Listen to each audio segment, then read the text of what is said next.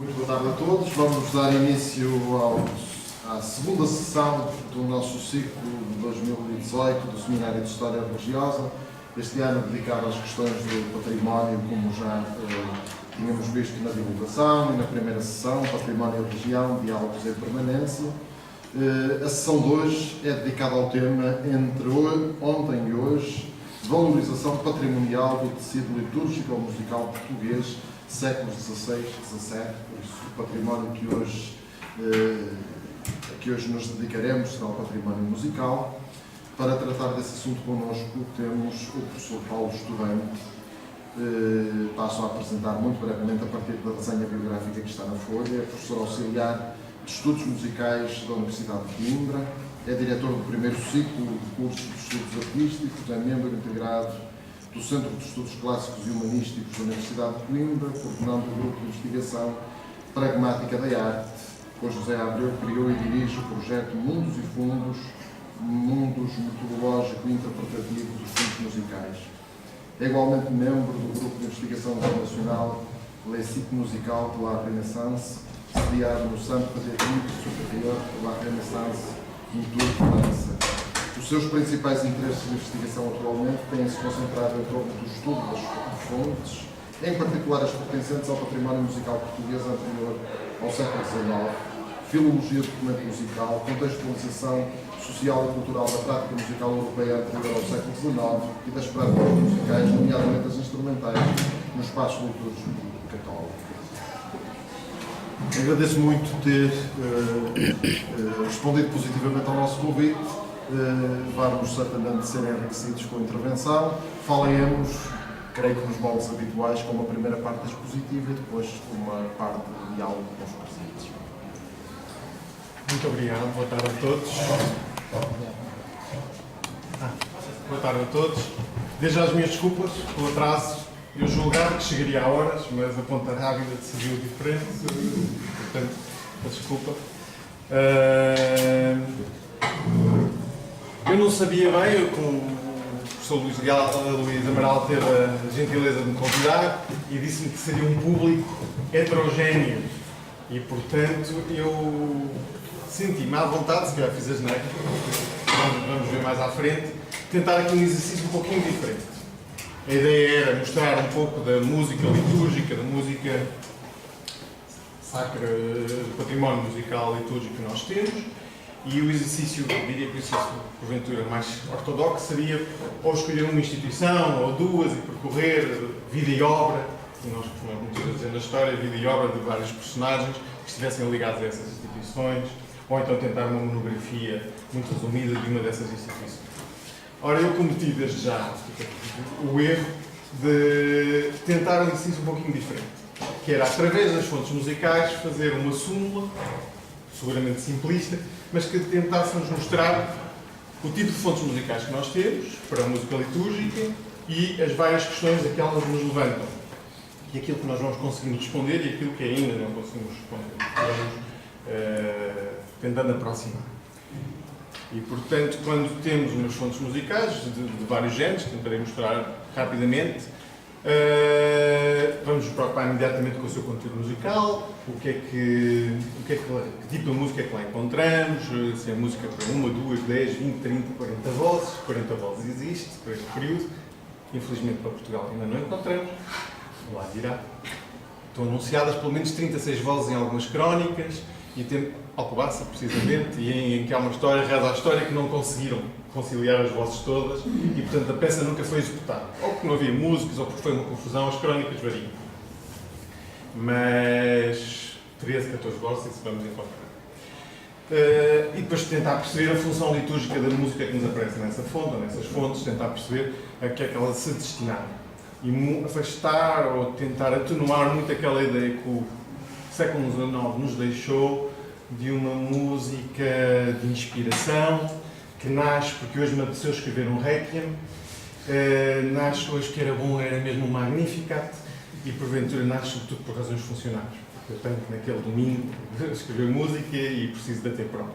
E se não tenho pronta, não tenho problema nenhum em ir buscar outras fontes, adaptá-la e ter, sobretudo, cumprir a minha função de mestre de capela de determinada instituição onde eu preciso para aquela festa de ter música minha ou de outros, preciso de ter. E esse lado funcional é muito, muito claro a partir das fontes, que eu espero conseguir mostrar um pouquinho. E pronto, e depois tentamos perceber nessas fontes a instituição que a gerou, que a criou, ou a instituição que a utilizou, comprando, ou por circulação, ou porque comprou a fonte, no caso das fontes impressas, nomeadamente. E depois, aquilo que também nos interessa particularmente, que é tentar perceber a tal interpretação historicamente informada, ou como muitas vezes eu digo, historicamente imaginada, de tentar perceber como é que esse repertório pode ter sido interpretado. Portanto, olhando para todas essas coisas. E eu penso que não trago grandes novidades, dizendo que vamos encontrar, associada à música litúrgica, à música para a igreja, fontes com canto-chão ou canto gregoriano, são sinónimos. Há uma história por trás do canto gregoriano, que eu não vou alongar aqui, no termo canto gregoriano, mas aqui são absolutamente sinónimos, é só uma figura de autoridade. O Papa Gregório que nos serve para promover e garantir a disseminação do rito franco-romano, e daí a associação do termo de Gregório, canto gregoriano, canto-chão, repertório polifónico, várias vozes, e repertório instrumental, que não será só para órgão.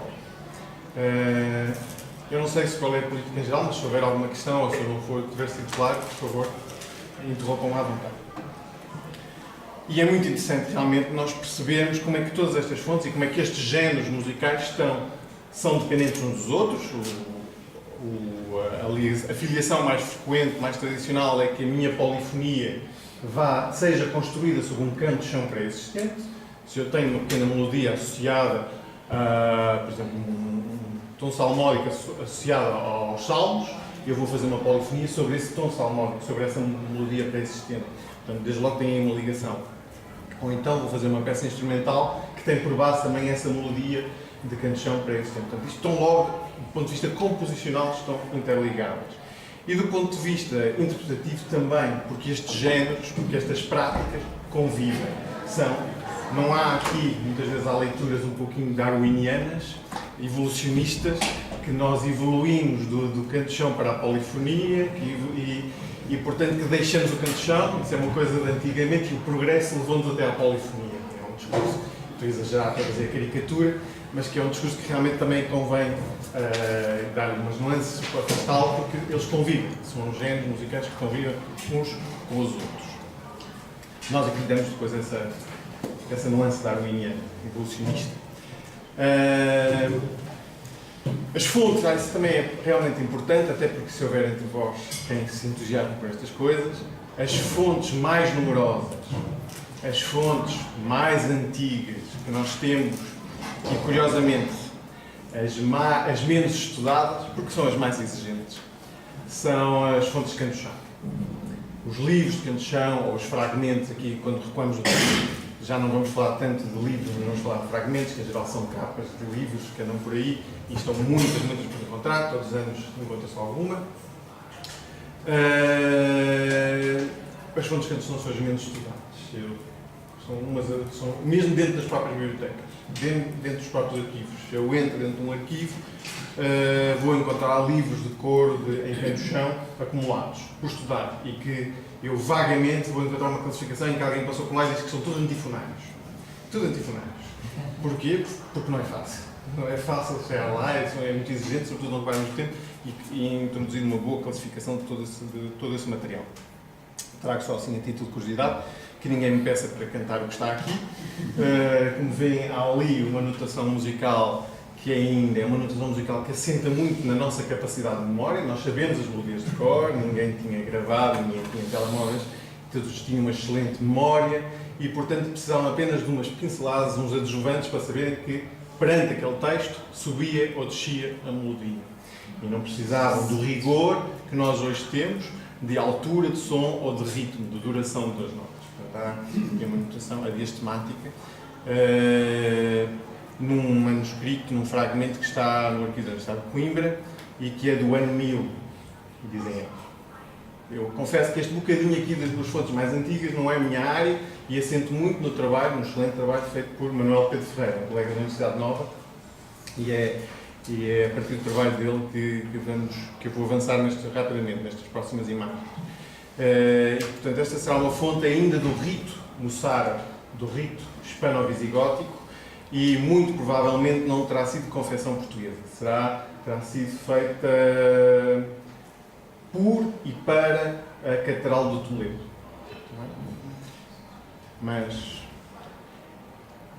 não fica muito mais fácil aqui com este antifonário bracarense, provavelmente do século XII, mas que é interessante também para vermos, e porque é perfeitamente possível encontrar isto nas capas de livros, o que nos traz sempre alguns problemas, porque é preciso garantir que realmente é uma fonte de origem portuguesa. Nós temos alguns exemplos de importação até de pergaminhos pergaminhos antigos para cumprirem a função de capa, que às vezes nos pode induzir em erro e ficar muito entusiasmados porque encontramos em Leiria, no Arquivo de Leiria, uma fonte de polifonia do século XV, e depois vendo com um bocadinho mais cuidado aquela capa veio importada do norte da Europa e não corresponde forçosamente às práticas musicais ali, no século XV.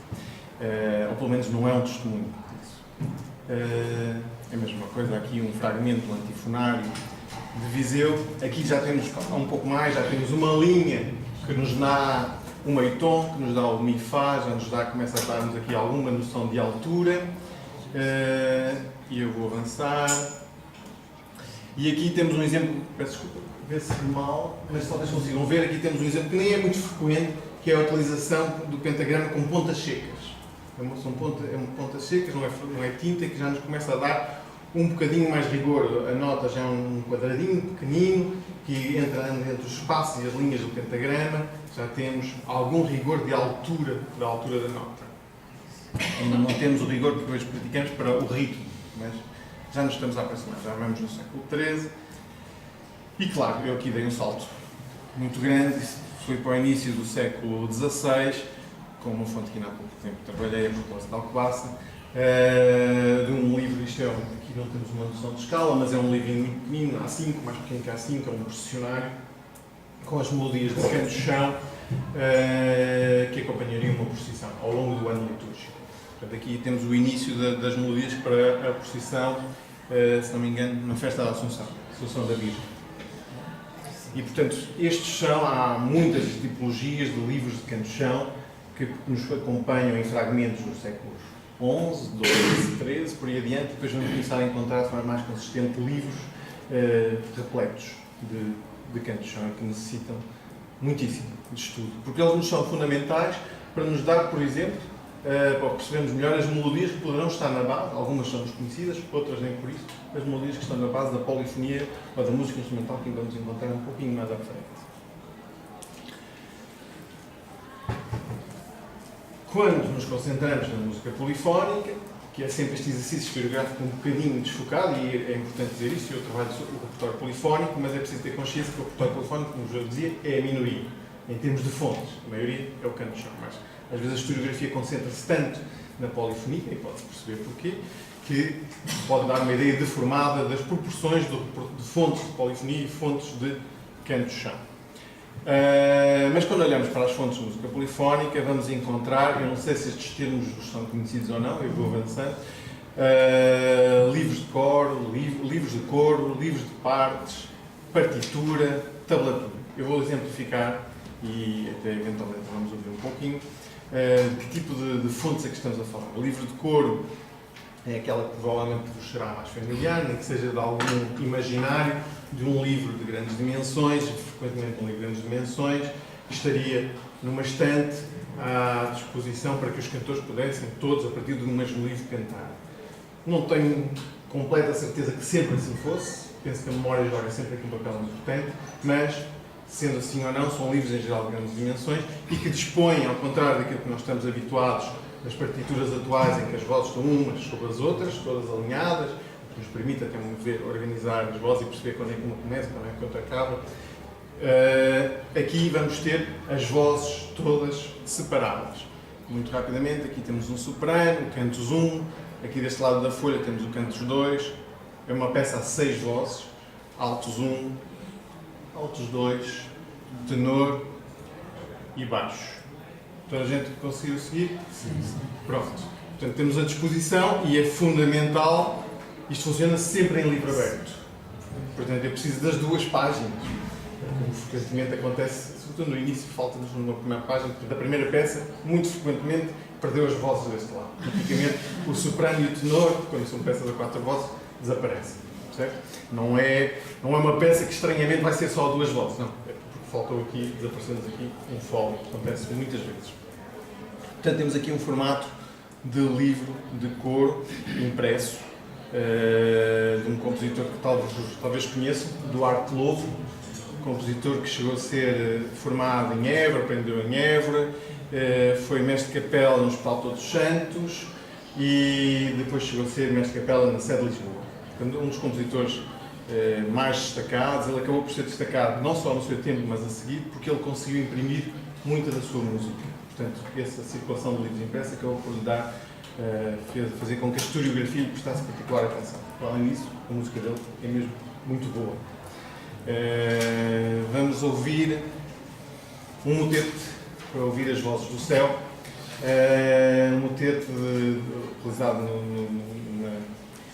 nos defuntos, no ofício de defuntos, e aqueles que conseguirem seguir, mas mesmo ouvindo, que é a peça que vocês têm aqui, vão reparar que há passagens muito diretas de retórica musical. Sempre que ele falar de céu, sempre que estivermos a falar do céu, as vozes estarão num registro bastante agudo. Isso é muito flagrante. Vamos lá ver se conseguimos.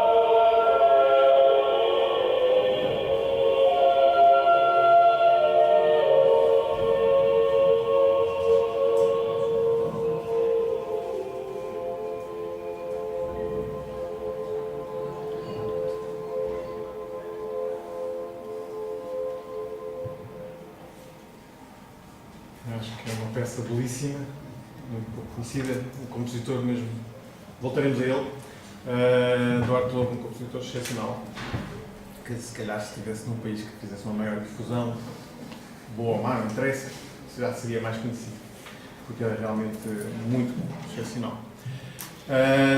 Mas, voltando às fontes, este formato livre de cor, nós vamos encontrá-lo de forma muito frequente. Manuscrito, e claro, a imprensa vai mimetizar o manuscrito e vai também fazer, pelo menos enquanto o efetivo musical o permitir. O que é que eu quero dizer com isto? A partir do momento que as nossas peças as nossas composições começam a ter 6, 7, 8 vozes e cada vez mais, o livro de cor, aqui estamos em 6, não dá para muito mais. Não é? Já começa a ficar apertado. E vamos então ter que partir para outro tipo de formato, que é o livro dos livros de partes separadas. Mas antes disso, eu ia mostrar um exemplo, entre muitos, porque às vezes também podemos ter uma ideia um pouco errada, que o formato partitura, eu vou aproximar, o formato partitura é algo recente. Não, ele está e acompanha-nos desde muito cedo, pelo menos século XVI e século XIV e século XV. Também encontramos este formato de as vozes de uma peça polifónica estarem sobrepostas. Não segue forçosamente as mesmas regras, para aqueles que conhecem um pouco mais de música ou de notação musical, não segue exatamente as mesmas regras, o mesmo rigor que nós hoje praticamos, mas estamos dentro do mesmo tipo de organização de vozes, umas em cima das outras, alinhadas, em que a minha barra vertical não tem aqui preocupação de tempo forte, tempo fraco, ou interpretativas, como para quem conhecer a notação musical de hoje, mas está sobretudo ali, estas barrinhas que vocês estão a ver, algumas delas até bem tortas, em que se vê perfeitamente que estão a ser colocadas, elas estão ali para nos garantir a organização, ou seja, que esta nota vai ao mesmo tempo que aquela. E é para isso. Está bem? Este é um exemplo de um manuscrito que está em Coimbra, com muita música, toda ela em partitura, assim com este aspecto, manuscrita, e em muitos delas nós temos até um testemunho, sabemos que muito provavelmente alguém copiou a partir do formato livre de cor, ou a partir do formato de partes separadas, já lá vamos, e transformou em partitura, em formato partitura. Provavelmente para estudar, provavelmente para poder tocar ao teclado, ao órgão, há várias hipóteses. A de estudo é aquela que hoje tem mais força. Esta peça, para além de ser muito bonita, vamos ouvir mais um bocadinho, traz-nos problemas típicos que estas fontes têm, que seguramente os colegas também conhecem, em que ela está atribuída a um Torres aqui e depois vamos encontrar nos manuscritos de 76 e 79, ali da Biblioteca Municipal do Porto, e a mesma música está atribuída a António Carreira. António Carreira era porventura mais conhecido, é mais legítimo, como vê o problema dos Carreira-Plágio já existe desde o século XVI, e portanto vemos aqui uma atribuição. Não sabemos quem está a atribuir o quê, não é um enigma que esteja resolvido, mas isto é constante.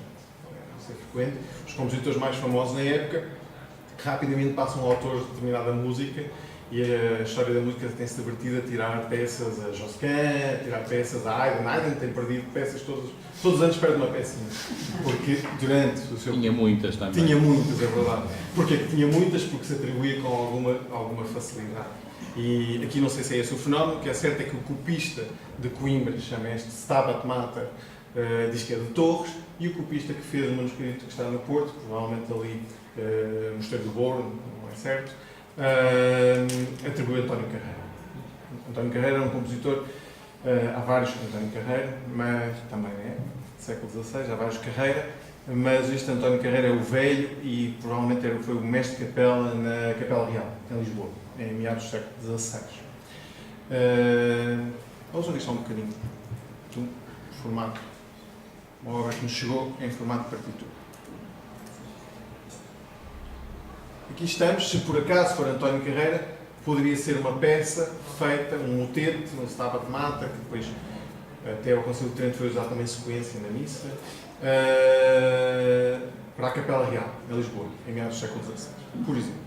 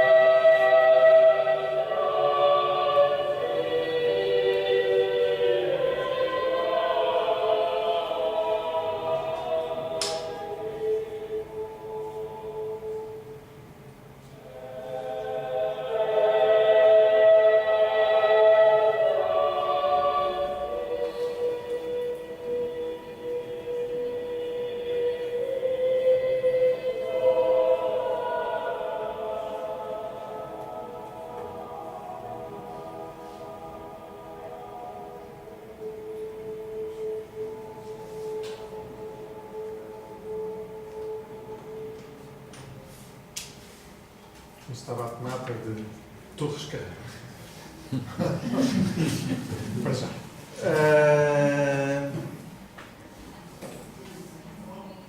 Para além destes formatos, em livro de cor, impressos e manuscritos, em partitura, sobretudo manuscrito. Talvez se me lembrava algum exemplo português sim, também há, para órgão. Em partitura. Vamos encontrar, como eu vos fui anunciando, avançando, também as partes separadas, o formato de partes separadas. Ele nasce numa necessidade óbvia, relativamente óbvia. Existe também manuscrito, aqui estou-vos a dar um exemplo impresso, em que eu começo a ter peças com muitas vozes, não consigo encaixá-lo no formato de cor, no livro de formato de cor, e a solução mais prática parece ser a de partes separadas. Isto quer dizer um livrinho pequenino para o soprano, outro livrinho pequenino para o alto, outro para o tenor, outro para o baixo. Muitas vezes não são só 4 vozes, então é um para o soprano 2, para o alto 1, para o alto 2 e por aí adiante. E depois, como é óbvio, como se precisa de poupar papel é um bem precioso, vamos encontrar misturas. Então um livrinho que tem o soprano 1 e o soprano 2, e depois um outro livrinho que só tem o alto. Depois é uma combinatória que só nos trouxe problemas, ou seja, as partes separadas são ótimas, percebe-se a sua origem, percebe-se a sua necessidade, mas é um formato que vive mal a história. Traz-nos muitos problemas. Por exemplo, a Biblioteca Geral da Universidade de Coimbra tem 41 edições em partes separadas, portuguesas e italianas, sobretudo algumas também do norte da Europa. Não há uma única que tenha chegado com todos os livrinhos. Porquê? Porque eles não andam amarrados uns aos outros, não andam agrilhoados como alguns destes livros do formato de cor ficava e, portanto, não aguentam os séculos, os anos que se passaram e são muito poucos. Por exemplo, quando há pouco tempo fizemos a reconstrução, o José Abreu, um colega meu de Coimbra, fez a reconstrução desta obra, Opúsculo, que é uma obra para Natal, de Duarte Lobo. Coimbra só tem 4 partes. A Valladolid vamos buscar mais uma ou duas. Em Inglaterra vamos buscar mais uma. Etc. Em Évora vamos buscar mais. Ou seja, precisamos juntar tudo, juntamos tudo e no fim ainda não encontramos o tenor. Falta-nos o tenor, que deve estar no sótão de algum de vocês, porque já estamos à espera. O que é que fizemos? O José Abreu reconstruiu a voz inteira do tenor. E só assim é que podemos ouvir aquilo que vocês vão ouvir agora, reconstruir uma das vozes. Portanto, passamos a ter Duarte Lobo / Abreu. Portanto, tudo isto para vos dizer exatamente o que é isto de investigar em história da música. É sempre esta noção que nós não viajamos no tempo, portanto, tudo leva um lado interpretativo, leva uma camada dos nossos tempos. E, portanto, como veem aqui, isto são as capas dos 4 livros que se encontram em Coimbra. Todos eles têm a indicação, este título de propriedade a dizer que era da comunidade de Santa Cruz, portanto, do Mosteiro de Santa Cruz de Coimbra, que tinha, pelo menos para os séculos XVI e XVII, uma forma de atividade musical e, portanto, que nos deixou bastante património, apesar de tudo. Aqui, com um pouquinho mais de detalhe, destaco a parte do supérios, do soprano. Portanto, o que nós vamos encontrar é um livro por parte. Só precisamos ter a sorte de as encontrar todas e conseguimos interpretar o repertório. Duarte Lobo imprimiu isto. Duarte Lobo conseguiu imprimir muita da sua música, eu ia dizer toda, mas quase toda, na Antuérpia. Antuérpia era um dos principais centros de impressão musical, um dos centros de impressão musical na época, e Duarte Lobo fez a aposta de imprimir lá. Pelas cartas que nós temos de Duarte Lobo e alguma troca de correspondência, não correu bem. Porque o impressor, numa determinada carta, a dizer que ainda tem 200 exemplares e que ainda não conseguiu vender nada, portanto, que as coisas não estão a correr bem. Mas, pronto, isso guardamos nós para a pequena história, para já. Vamos ouvir um bocadinho do 5º responsório, não deste, mas do 5º responsório do Duarte Lobo para Natal, para a festa de Natal, que faz parte deste opúsculo. E, como eu vos digo, Duarte Lobo / Abreu. Não sei.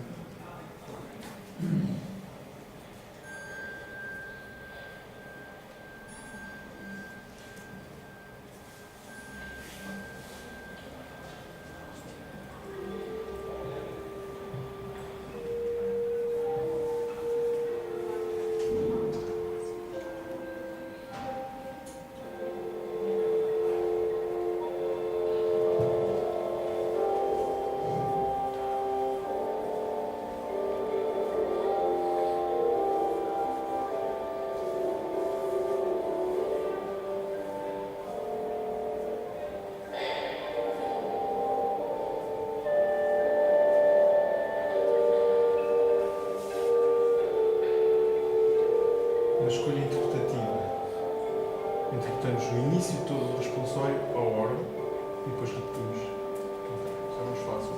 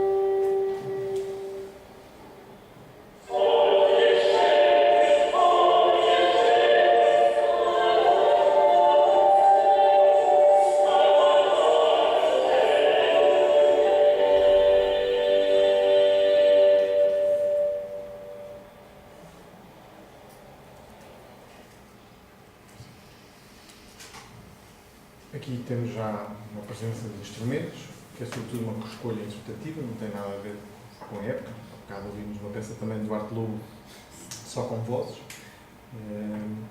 E aqui isto é uma peça que seria cantada ou tocada na noite de 24 de dezembro. Ao fim da tarde, 24 de dezembro, portanto o início das festas de Natal. E depois saltamos para isto. Outro tipo de fonte de música litúrgica, extremamente clara, extremamente legível, como vocês veem pela frente. Portanto, tivemos o formato de livro de coro, temos as partes separadas, temos a partitura e temos as tablaturas. Há tablaturas para instrumentos de corda dedilhada, viola de mão, ou vihuela, ou alaúde. Aí vai haver tablaturas também, em particular esta para a Península Ibérica, chama-se mesmo cifra para tecla ibérica, para instrumentos para órgão, para cravo, para clavicorde, portanto, para instrumento de tecla. Está bem? E, portanto, vai haver, talvez tenham ouvido falar de compositores como António de Carasson ou João Correia de Araújo, não usa esta cifra. Ana Estroça. Há uma série de compositores, uns identificados, depois aquele famoso compositor que nós conhecemos, que viveu imenso tempo e produziu imenso, o Anónimo, também com muito material em cifra. Portanto, nós precisamos passar por estas fontes para conhecer muito do repertório instrumental que tinha intervenção, que tinha presença litúrgica. Que é o caso, ou que será o caso desta peça, que poderíamos aqui, entre nós, para não estar a assumir nada, chamar de tento, um tento, uma peça instrumental, que, por exemplo, poderia ser tocada durante o ofertório. Certo? Eu penso que... Sim. Eu explico muito rapidamente. Não tem grandes segredos. Basicamente, a nota, o Fá é o número 1, o algarismo 1. Fá, o Sol é o 2. O Lá é o 3 e por aí adiante até chegar a Mi, que é o 7. Se eu ponho um tracinho, como aqui algures, estão a ver aqui há um tracinho neste 5, aqui é onde está, então é uma oitava mais grave. Se eu não ponho nada, anda ali na oitava do Dó central, a chamada oitava da fechadura do piano de hoje. Estão a ver quando quem olha para um piano. E se eu ponho um pontinho, é uma oitava acima. Basicamente assim. E depois o ritmo, anda com umas coisinhas aqui em cima, que é bom não ser miúpe, porque o resto, com um pouco de prática, chegamos lá. Consegue-se até tocar por aqui, com um pouco de prática. Era mais fácil, porque eu, organista, conseguia pegar uma peça a 4 vozes e reduzi-la a uma tablatura onde eu conseguia mais rapidamente tocar as 4 vozes, absorver as 4 vozes. Por exemplo, há aqui este manuscrito de Coimbra, como vocês veem, que agora que já sabem todas estas coisas, isto é um formato livre de cor, não é? Nós temos 4 vozes espalhadas. E alguém, numa outra tinta, não sei se é a mesma altura, um pouco mais tarde, começou a fazer uma cifra, a reduzir, a entabular, o termo que nós usamos, a entabular para fazer uma tablatura para tecla. Alguém pegou nestas peças e começou aqui, depois riscou, mas começou a entabular, a fazer a cifra desta peça, a transformar de livro de cor para uma tablatura para poder, por exemplo, agora vamos lançar hipóteses para, por exemplo, acompanhar esta peça, ou tocar esta peça instrumentalmente. Está bem? E, portanto, vamos encontrar, e se andarmos por aqui, aqui é Lá, Sol, Si, certo? Estão comigo? Dó, Mi, Sol, Lá, Sol, Si, Lá. Isto quer dizer que eu vou ter 3, na linha mais em cima. Conseguem ver? Está muito pequenino, não é? Consegue? Pronto. As 4 vozes são as 4 linhas. Uma linha, segunda linha, terceira. Portanto, eu pela tablatura sei que são 4 vozes, onde está aquela mão, são 4 vozes. A voz, olhando só para a voz mais aguda faz Lá, Sol, Si, Lá. São as 4 primeiras notas. E eu tenho 3, faço Sol, Lá. 3, 2, 4. Para depois voltar ao 3. Conseguem ver? Seguir a linha? Não tem nada que saber. Portanto, já podem em casa. Não tem nada que saber, decifra e ver. Este é um dos formatos notacionais que nós vamos encontrar neste repertório. E que nos aponta, ou seja, o formato notacional também é portador de informação, naturalmente. Portanto, se eu encontro uma peça em partes separadas, não é regra absoluta, existem partes separadas só para 4 vozes, mas é provável que seja para um grande número de vozes. Se eu encontro uma peça em cifra, é muito provável que seja o repertório instrumental, ou que foi entabulado para ser tocado de forma instrumental. Está bem? Quando olhamos para isto tudo, quando agarramos isto tudo, agarramos estas peças, eu não queria dizer as neiras, ainda por cima estou a ser gravado, mas eu acho que nós uma vez fizemos uma conta e nós conhecíamos, acho que há à volta de 250 livros manuscritos de polifonia. Em Portugal, estamos assim, para estes períodos, século XVI a XVII. Assim, é constantemente revisto, porque nós temos a sorte de viver num país que, se formos fazer um bocadinho de investigação, aparece logo qualquer coisa nova. E, portanto, está constantemente a ser revisto. Mas nós estávamos, há qualquer coisa, 1 ano e meio, tínhamos inventariados à volta de 250 manuscritos de polifonia, livros com polifonia, aos quais juntamos também os impressos. E quando juntamos isto tudo e olhamos para aqueles que sabemos que têm música litúrgica, reparamos que há realmente géneros litúrgicos que são predominantes. As missas não serão uma grande novidade, porque muitas vezes também são impressas, portanto acabam por ganhar algum destaque. E nas missas estamos a falar sobretudo do ordinário, que é Glória, Credo, Agnus Dei, certo? Disse que conhecem melhor que eu, portanto eu posso avançar. E, mais raramente, vamos encontrar polifonia para o próprio. Há um próprio que assim encontramos com muita facilidade, de fundos, mas existe aqui e acolá, de vez em quando no fundo, nomeadamente estou a lembrar de um em Braga, que põe polifonia para outros dias do ano litúrgico, o próprio da missa. Mas o ordinário é, de forma absolutamente avassaladora, o texto da missa que recebe uma polifonia. É o pelo menos que nós encontramos com polifonia nas fontes. E a par disto, vamos encontrar muita polifonia para salmos, para um determinado conjunto dos salmos, os 150 salmos, para o cântico Magnificat, para os hinos, para as antífonas marianas, os nomes que servos são familiares, seguramente, Salve Regina, etc. E vamos encontrar para os cânticos, nomeadamente para o cântico de Laudes, Benedictus e o Nunc Dimittis, das completas. Vamos encontrar conjuntos de responsórios. Eu já vou voltar aqui à questão litúrgica, recordar, refrescar isso tudo, mas vamos encontrar um repertório que bate certo, que corresponde a determinados momentos litúrgicos, a tal natureza funcional de todo este repertório. E depois temos aquele último dos vilancicos. Portanto, recordando, nós temos um dia litúrgico. É fundamental nós conhecermos um bocadinho sobre como é que isto funciona, o dia e o ano litúrgico, porque o repertório polifónico e o canto de João também está assente ou serve esta organização do dia. Portanto, o dia litúrgico, como vocês sabem, vamos ter as matinas, as laudes, a prima, terça, missa, sexta, noa, vésperas completas, portanto, todas estas orações do ofício divino, acompanhado da missa do dia, que acontecem todos os dias, mas que ganham relevância nos dias de festa. E ganham ainda mais relevância no dia das festas que nos interessam mais. Há um conjunto de festas que todas as igrejas católicas dão grande solenidade, e depois há outro conjunto de festas que varia conforme a geografia, que varia conforme os nossos patronos, não é?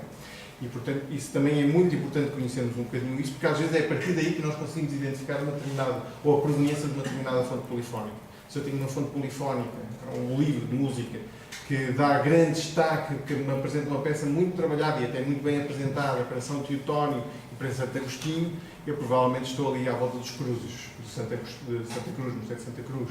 Portanto, coisas deste género que eu vou estar sempre atento, para tentar perceber a proveniência, ou ter alguma pista das proveniências das fontes que eu tenho à minha frente.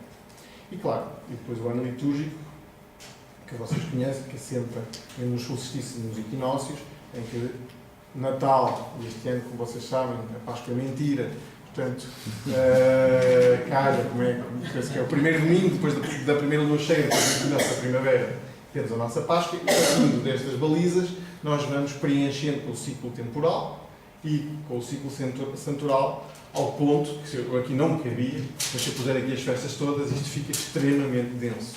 E, aliás, é um problema, vai ser um problema a determinada altura, e há necessidade de uma limpeza de festas, e acontece uma determinada limpeza ou redução de solenidade das festas, que rapidamente, ao longo disto, com Trento ou pós-Trento, e que rapidamente volta a ganhar, ou a crescer o número de festas, ou a crescer o número de festas com participação musical. Penso que isto é familiar, toda a gente conhece. É olhando exatamente para estas coisas, olhando para o ofício, que nós vamos começar a perceber melhor determinadas fontes que nos chegam. Por exemplo, percebemos melhor porque é que Manuel Cardoso, um compositor, também ele,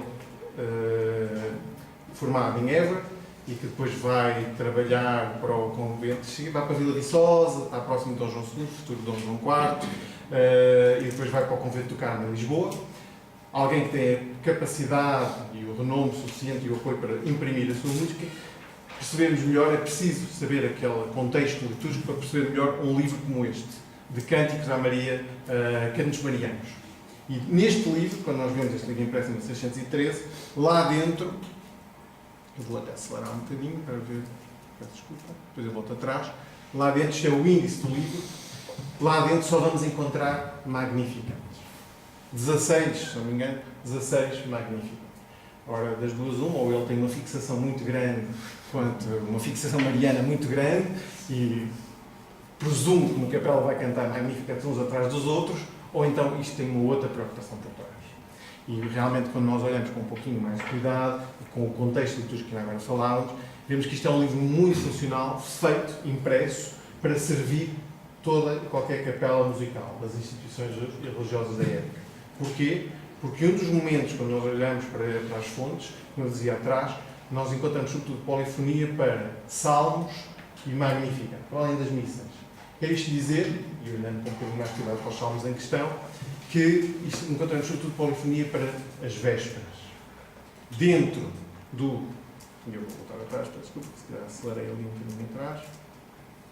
Dentro de um dia litúrgico, num dia de festa, na grande maioria das festas, os momentos que vão receber, isto nós sabemos a partir das fontes, não só, também sabemos, mas a partir das fontes musicais confirmam-nos isto, a missa A missa tem esse destaque, tem uma forte presença musical, vamos encontrar composições polifónicas para esse momento e composições polifónicas para as vésperas, nomeadamente para as primeiras vésperas.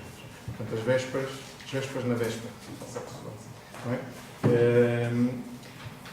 E depois vamos encontrar algumas exceções. Ou seja, determinadas festas têm algumas nuances, como por exemplo Natal ou Reis, vão ter particular destaque nas matinas. E vemos que a concentração musical, ou que há uma forte concentração musical, também nas matinas. Ou na Semana Santa, também durante as matinas. Portanto, conforme as festas, com pequenas nuances, a Ascensão é durante a nona. Vamos encontrar muita composição musical para a nona da Ascensão, uma particularidade que não vamos encontrar noutras festas. E, portanto, quando olhamos para isto tudo, vemos que a polifonia tem, ou que a música tem, sobretudo, lugar em determinado, não no dia inteiro, mas em determinados momentos do dia litúrgico. Certo? E nesse contexto, sabendo isso, faz todo sentido este livro de Manuel Cardoso, que publica um cardápio de 16 Magnificats, 8 mais 8, para servir uma capela, para que o mestre de capela dali e da colar possa, no dia das suas vésperas, seja qual for a festa, ter o fecho das vésperas, que é o Magnificat, canto Magnificat, à disposição. Uma composição polifónica, um Magnificat polifónico que eu possa utilizar junto com os salmos. Não é? Rapidamente, temos invitatório, o hino, 5 salmos, e de forma muito simples, e o cântico Magnificat, nas vésperas.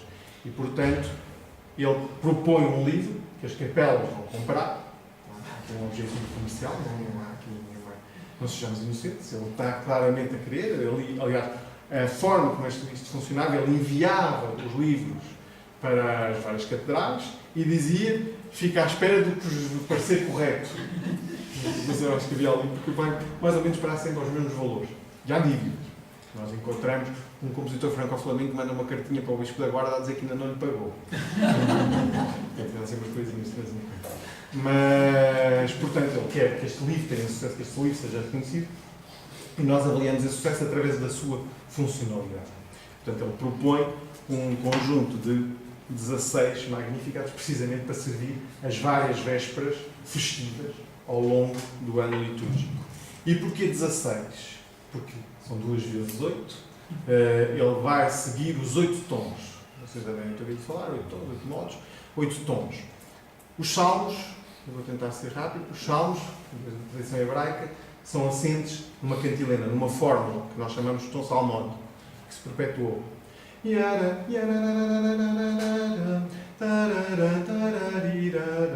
Isto é o primeiro tom salmónico. E eu canto todos os meus salmos em primeiro tom, fazendo essa cantilena. Vem de aborrecimento, mas canto assim. Pelo menos comigo a cantar. E, portanto, esta fórmula vai servir, esta fórmula que eu tenho para os 5 salmos. Antes disto é cantada uma antífonazinha. Depois disto é cantada uma antífona, depois varia ao longo dos tempos. Mas esta antífona varia conforme o próprio, conforme o dia. E varia a melodia e varia o tom. Certo? Anotem que eu estou. E para isso eu preciso de ter Magnificats, ou preciso de ter salmos. Aqui eu salto com o exemplo do Magnificat, mas é a mesma coisa para o exemplo do salmo, perdão, mas é a mesma coisa para o Magnificat. Eu preciso de ter Magnificats em polifonia em todos os tons. Se a antífona daquele dia é no 5º tom, eu vou buscar um Magnificat no 5º tom e encaixo ali. Portanto, eu canto em canto-chão a minha antífona, que é de sede Magnificat.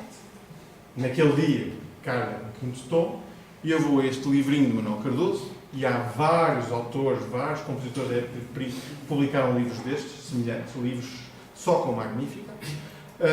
E eu vou procurar um de 5º tom que me agrada, ou que corresponda. Eu naquele dia tenho 4 cantores, portanto vou arranjar um Magnificat de 5º tom com 4 cantores. É claro que eu não estou a aliar daqui todas as questões estéticas e de gosto, etc. Mas esta funcionalidade está aqui muito presente. Mas, como vocês veem, eu tenho 2 vezes 8. Eu podia ter, bastava um 8 e já estava servido. Porquê 2 vezes 8? Porque uma das práticas de interpretação da época, de umas formas das práticas interpretativas da época, é o alternatum, é a alternância. Eu vou cantar em polifonia, recuar. Eu vou cantar em polifonia os versos ímpares, e vou cantar em canto-chão, ou ao órgão, todas as combinatórias que quiserem, o par, ou vice-versa. E o Manuel Cardoso, muito cuidadoso, muito atento, mas outros compositores fizeram o mesmo, mas aqui o Manuel Cardoso, vai-me propor um conjunto de 8 magnificados, para correr os 8 tons, com polifonia para os versos ímpares, e outro conjunto, 8 tons para os versos pares. Portanto, o mestre de capela tem tudo que precisa, pelo menos para 16 magnificados ele está servido, vai correndo por ali, certo? Estes livros são muito frequentes. Livros de Cântica Beata Virgine, portanto, suplementos magníficos são muito frequentes. Manuel Cardoso tem isto, o Arte Lobo tem isto, Filipe de Magalhães tem isto, entre os impressos e entre os manuscritos vamos encontrar também, certo? Se eu recuar um bocadinho para o século XVI, os magnificados eram cantados na íntegra. O que se nota, ao longo dos tempos, é que a prática do alternatum instala-se e vamos ver a fonte só tem metade da peça. A outra metade da peça é o cuidado do intérprete. Ou porque faz com o canto-chão, ou porque faz com órgão, ou porque faz outras combinatórias. Aqui tem o Magnificat de primeiro tom, do Manuel Cardoso, em que temos o início. Ele é simpático, muitas vezes as fontes nem sequer têm a primeira palavra Magnificat, porque já toda a gente sabe. Portanto, já toda a gente sabe. Esta peça não se chama Anima Eterna, chama-se Magnificat. Isso é uma coisa que acontece também muito nos inventários. Esta peça chama-se Magnífica. Aqui, o Manuel Cardoso foi impecável e deu-nos o início, mas muitas vezes não aparece. E, portanto, depois continua em polifonia o primeiro verso. Eu acho que pus aqui, exatamente, o Magnífica também de primeiro tom, a 5 vozes, mas com polifonia para os versículos, para os versos pares, perdão. E, portanto, ele põe em canto-chão aqui o primeiro, que depois aplicaremos primeiro tom. Aplicaremos sempre, podemos aplicar este canto-chão a todos os versículos ímpares, e nos pares temos aqui polifonia. É? Consegui ser claro? Sim. Obrigado. Às vezes entusiasmo e fico sozinho. Outro testemunho da funcionalidade de todos estes livros. Aqui estamos até com uma imagem de Duarte Lobo e aqui estamos num livro de missas. E o que ele vai fazer é, e isto é uma organização muito frequente, muito comum para os livros de missas, impressos e alguns manuscritos que também nos chegam, em que vamos encontrar, primeiro, duas pecinhas, Asperges e Asperges me e Vide Aquam. Isto são as antífonas iniciais de uma missa. Ao longo de praticamente todo o ano, Asperges me. Períodos penitenciários, Vide Aquam. Portanto, já está, o mestre de capela já está servido para o ano inteiro. E depois tem um conjunto de 1, 2, 3, 4, 5, 6 missas, e eu não falo já de defuntos, 6 missas que são apoiadas ou num moteto pré-existente, ou numa melodia religiosa pré-existente, ou muitas vezes, não é o caso nenhuma destas, a ter uma peça vernacular, profana, conhecida, monódica ou polifónica, e ele vai buscar e faz o exercício. As pessoas conhecem a melodia, e ele utiliza essas melodias para construir uma composição polifónica do ordinário da missa. E nós não, mas eles sim conheciam a melodia e, portanto, identificavam e viam o jogo, e percebiam o jogo que estava ali subjacente. O público era capaz de acompanhar, ou algum do público era capaz de acompanhar o que o compositor fez para um ordinário da missa, que era muito ordinário, toda a gente conhecia, e ele faz ali um jogo típico da época, isto desde o século XV, quando vê os compositores a fazer isso, em que ele vai junta qualquer coisa mais e vai buscar uma polifonia, uma melodia pré-existente e brinca com ela lá no meio. E deixa-nos claro. Às vezes não nos deixa claro, às vezes diz para nós descobrirmos, com alguns enigmas. E depois, claro, termina o livro com uma missa de defuntos, um requiem, que também é preciso. Não porque o José morreu, mas porque algum príncipe, ou algum rei, ou alguém importante morreu, e portanto precisamos de assinalar isso. Portanto, vejam o lado prático que estas fontes nos dizem e também o testemunho litúrgico daquilo que, dentro da liturgia de um dia ou da liturgia do ano, receberia atenção musical. Eu vou-vos pôr um bocadinho do Duarte Lobo escreveu dois, ou melhor, chegaram os dois Requiem, um a 8 vozes e outro a 6 vozes. Eles são os dois muito bonitos, mas eu tenho uma predileção muito grande pelo de 6 vozes, que eu acho verdadeiramente excepcional. Vamos pôr um bocadinho do Kyrie, do início da missa, não é bem o início, porque é o introito, mas logo a seguir da missa a 6 vozes, o Requiem a 6 vozes do Arco de Flor.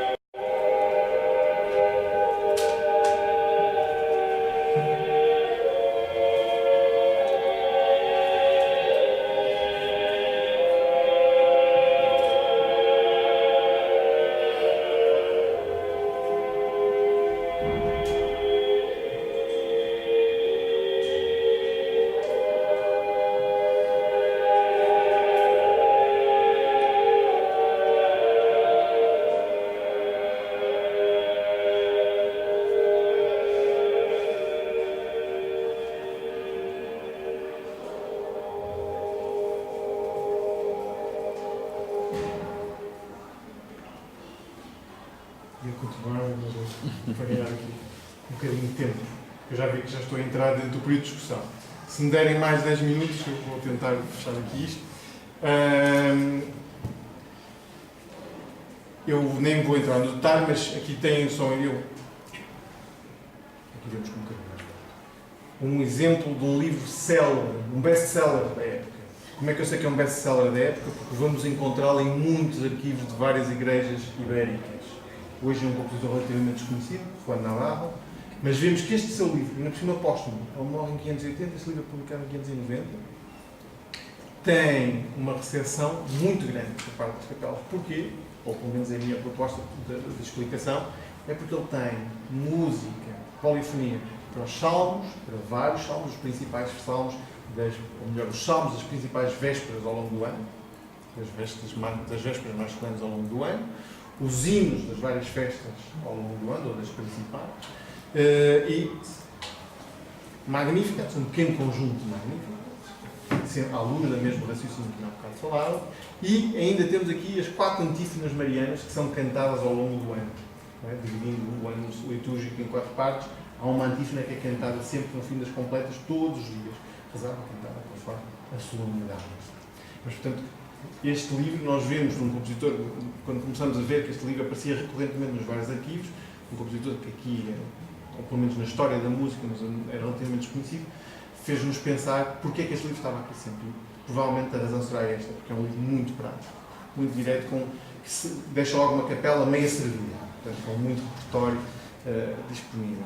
E depois aqui vou avançando, mas é a mesma coisa, aqui estamos num manuscrito de Estevão Lopes Morato, um mestre de capela da sede de Viseu, teria as datas, portanto, segunda metade do século XVI e início do século XVII, e que nos deixou 2 livros manuscritos muito cuidados, muito bem feitos, vou acelerar um bocadinho, muito bem feitos, com vésperas de salmos, Magnificat, e repertório, por exemplo, como aqui este que vocês têm, para os domingos do período de Advento. Tem os tais antífona inicial, uma missa com o ordinário, depois um conjunto de motetos que nós podemos usar em todas essas missas, ou logo a seguir, vejam bem, para a missa para a noite de Natal tenho invitatórios, tenho o hino, Cristo é Redentor, e depois tenho o conjunto de 7 responsórios em polifonia que vão fazer as missas de Natal, e o hino Tedeum para terminar. Portanto, aqui está tudo prontinho, é só tocar e cantar. E portanto, tudo preparado, e a mesma coisa continua no resto do livro. Eu vou acelerar um bocadinho, mas o raciocínio é sempre o mesmo, e portanto, quando juntamos toda esta informação e juntamos também outro tipo de informação, vemos que a participação musical é naturalmente dependente da solenidade, da importância da festa litúrgica. Vemos que festas como o Natal, Semana Santa, Corpo de Deus ou a da Assunção são unânimes, consensuais, todas as igrejas dão particular atenção, e depois vemos outro conjunto de festas que ali andam sempre, umas duplex, outras semi-duplex, portanto, umas com toda a solenidade, outras com um pouco menos solenidade. E isto traduz muito rapidamente. Se é de grande solenidade, vai toda a gente participar. Se é de menos solenidade, eu já não vou pôr lá os instrumentistas, ou só ponho um organista e meia dúzia de cantores. Meia dúzia dá 4. Coisas desse género. Portanto, nós encontramos, quando avançamos para outro tipo de documentos, como por exemplo este, regimentos e diretórios. Este é um regimento da Sé de Évora. Vamos encontrar, depois volto aqui, vejam aqui no capítulo 23, aqui é um pequeno detalhe, em que diz que nos domingos e nos dias santos ao longo da quaresma, as completas devem ser feitas de determinada maneira, com cantores e com flautas. Portanto, temos bastante detalhe. E se eu avançar um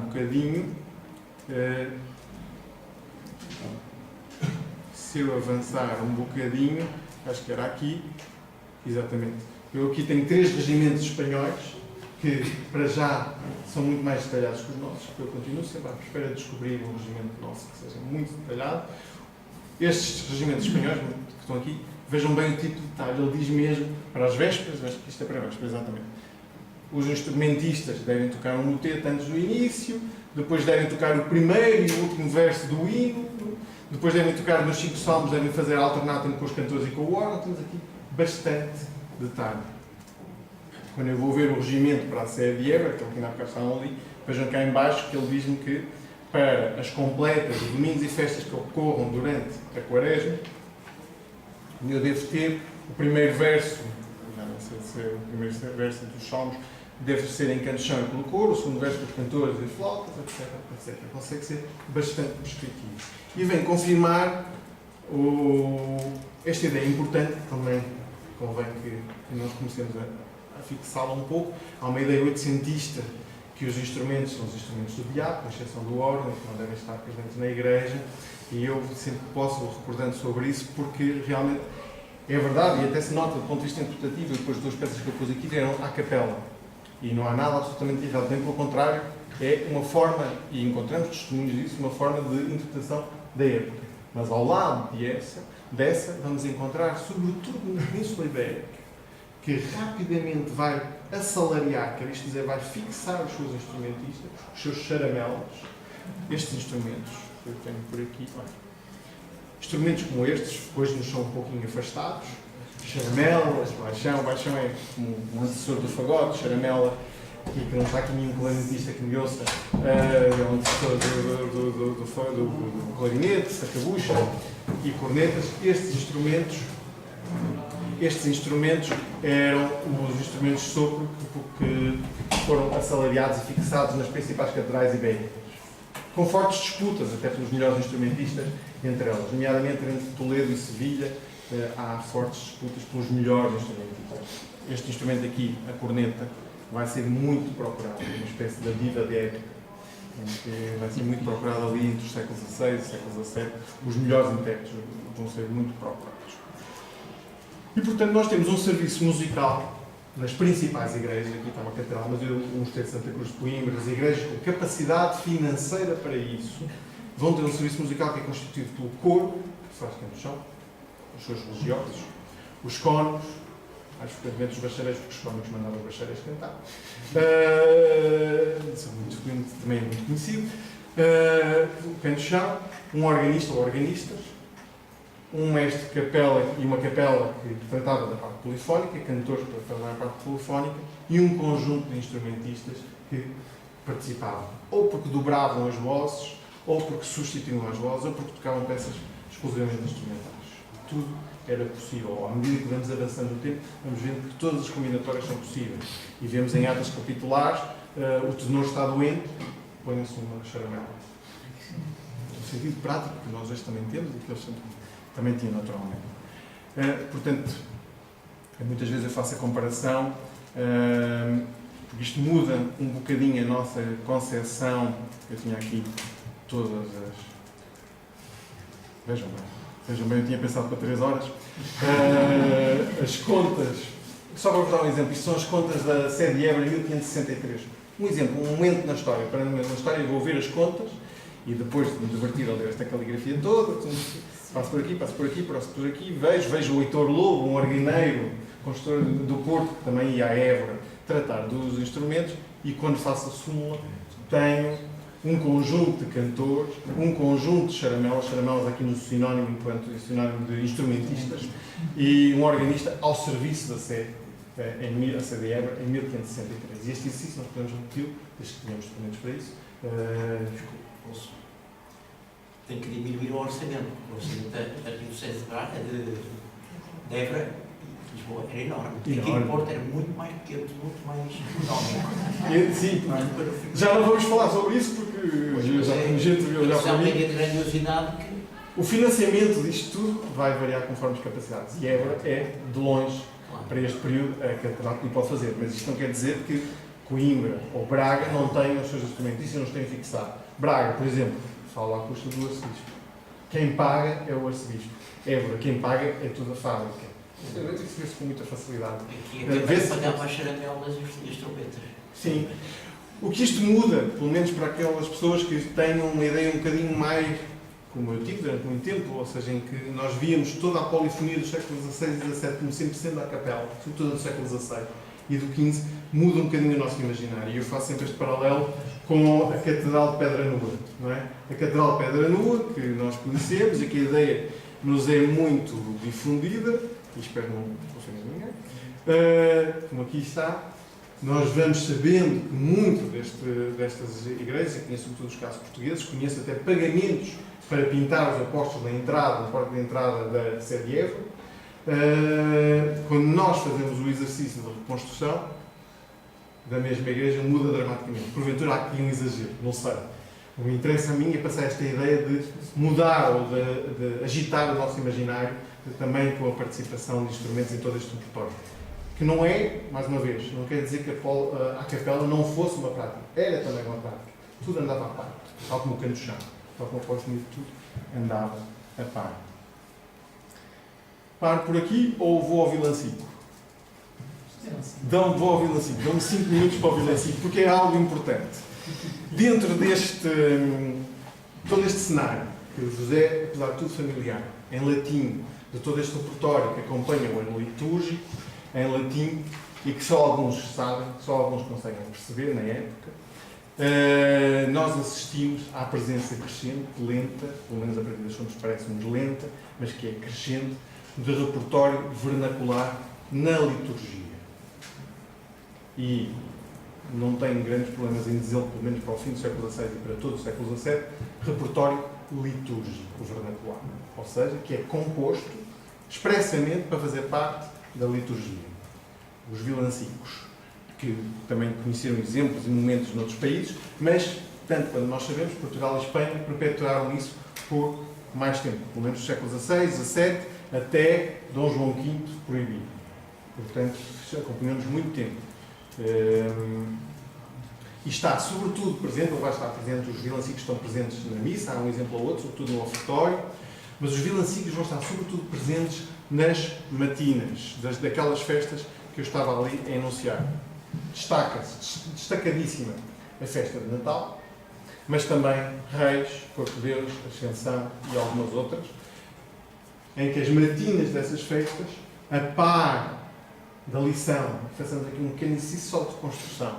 A lição vamos cantá-la em canto de chão, ou num órgão. O responsório vamos fazê-lo polifónico e depois pomos um violãocinho. Vejam bem a riqueza, a variedade de repertórios, de géneros que estão aqui presentes. Nós não temos a certeza absoluta que era sempre responsório seguido de vilancico, ou se por vezes o vilancico substituiria o responsório. Os nossos colegas espanhóis dizem-nos que o vilancico substitui o responsório. Mas nós temos em Portugal vários exemplos de conjuntos de responsórios de Natal, matinas de Natal, em polifonia, que os espanhóis não têm, ou têm muito pouco. Acho que só me lembro de um. Nós temos bastante. Que seria um testemunho de convívio, da presença de ambos, ou da substituição, não sei. Portanto, se precisar da máquina do tempo para confirmar algumas coisas, mas para já é o que vamos sabendo. E, portanto, vejam bem, este exemplo é um exemplo académico, eu não tenho a certeza que se fizessem os 8 vilancicos, sei, através destes livrinhos como este, porque eram publicados num papel relativamente barato, eram publicados sobretudo para a Capela Real, mas também para outras igrejas, eram publicados uns pequenos libretos, eu vou-lhes chamar folhetos, gosto mais do termo folhetos, porque o libreto leva para a ópera, folhetos com os textos dos vilancicos, para que a Assembleia pudesse acompanhar. E a partir destes livrinhos, e vocês têm-nos todos na Biblioteca Nacional Digital, umas centenas, uma noite de insónia tem aqui, porque estão aqui umas centenas de folhetos com os vilancicos que foram cantados ao longo das várias noites de Natal do século XVII, nomeadamente na Capela Real, e nós temos os textos, portanto a Assembleia poderia acompanhar os textos vernaculares, certo? E no meio desses textos vamos ter muita variedade, textos em português, sobretudo textos em castelhano, a língua poética da época, mas também textos em língua de preto, que é tal variante literária que tenta imitar, jocosa, com a comunidade negra que estava em Portugal. Portanto, o branco ouvia a mesma forma como o negro, Gil Vicente faz isto já, né? Como o negro falava português e transforma isso numa subvariante literária e constrói vilancicos em língua de preto. Não é o termo mais politicamente correto, mas é o termo que é, não vale a pena dar aqui à volta com isso. E eu terminava sem terminar, terminava assim de forma abrupta, mostrando-vos um vilancico de negro para uma noite de Natal no mosteiro de Santa Cruz de Coimbra. Ponho-vos um exemplo de um vilancico de negro, pode ser aqui a chacona. Ai, que menino tão bonitinho. Portanto, que menino Jesus tão bonito. E em geral nós vamos fazer um jogo cómico à volta do nascimento com os personagens negros. Não há melhor do estereótipo do negro que dança, que canta e que festeja bem melhor do que nós. E, portanto, que está ali para celebrar o nascimento de Cristo. E ao mesmo tempo vai dizendo piada. Eu me lembro sempre de dois negros a verem a manjedoura com o burro e com a mula e com o boi. E ele quer se aproximar, mas o outro diz que tem medo de levar um coice. Portanto, há assim uma série de jogos, uns mais inocentes do que outros, mas que ajuda, eu vou pôr este exemplo, que talvez ajude lá está a reconstruir um bocadinho o nosso imaginário, que poderia ser uma festa de Natal dentro da igreja. Portanto, pelo menos aqui na igreja de Santa Cruz. Acho que desta vez eu consigo o vídeo. Não consigo a som, porque me esqueci.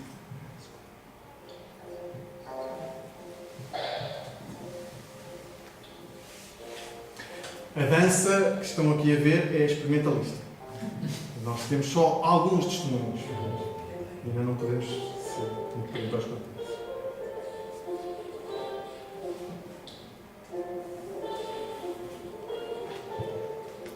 Um manuscrito de Santa Cruz de Coimbra, meados do século XVII.